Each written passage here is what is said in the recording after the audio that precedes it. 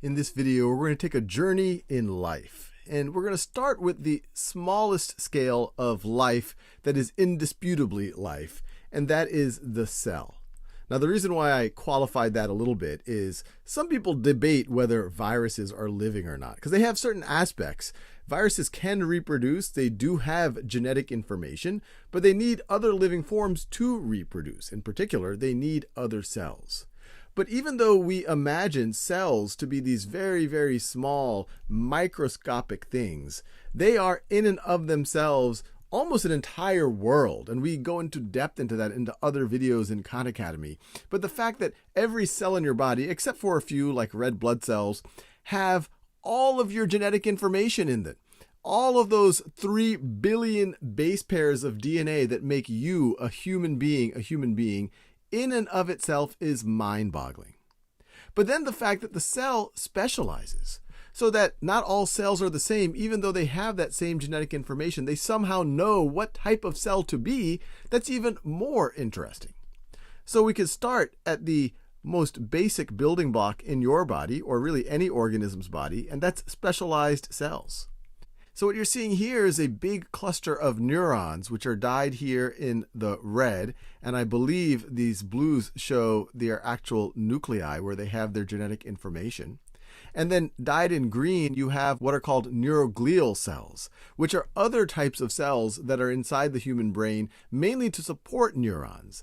Most of what we believe is thought occurs through triggering neurons, which then trigger other neurons and form cascades of these electrochemical signals, which we're just starting to understand. But this is just one little small fraction of a human brain. A human brain, for example, will have on the order of 80 to 90 billion neurons.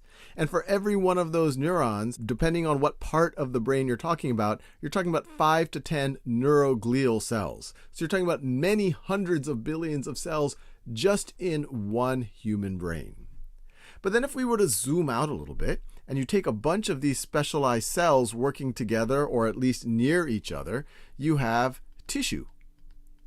And so, as I said before, this is a zoomed in view of neural tissue, in particular of brain tissue. And then if you zoom out a little bit more, the tissue makes up organs.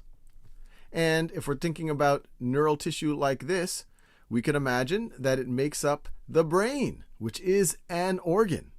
And then organs build up to systems.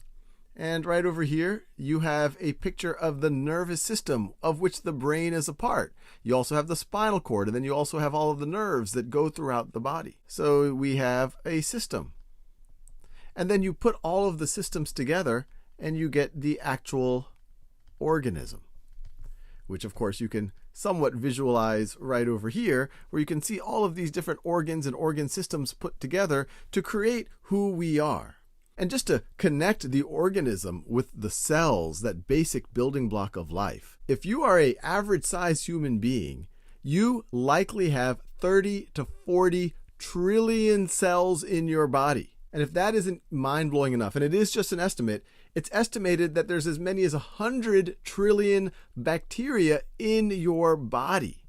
And so even though you think you are just, quote, an individual, you are a universe of living things in these complex systems. And it's an interesting question of why end right over here. We know that organisms interact with each other. We know that they interact with their environment. Just as each of our nerve cells might not appreciate that they are one of 86 billion in the sentient mind, maybe we ourselves as organisms don't appreciate that we too are building blocks of maybe something even larger.